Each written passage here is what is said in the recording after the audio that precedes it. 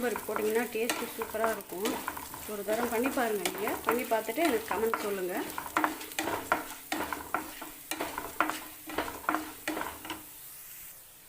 பாருங்கள், இப்போ துவரம்பருப்பு வறுபட்டுருச்சு. இந்த மாதிரி நல்லா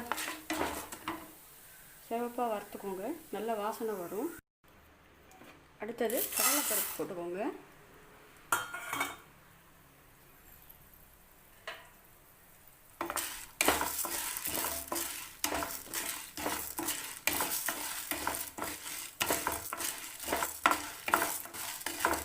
இதையும் நல்லா சிவக்காக வறுத்துக்கோங்க.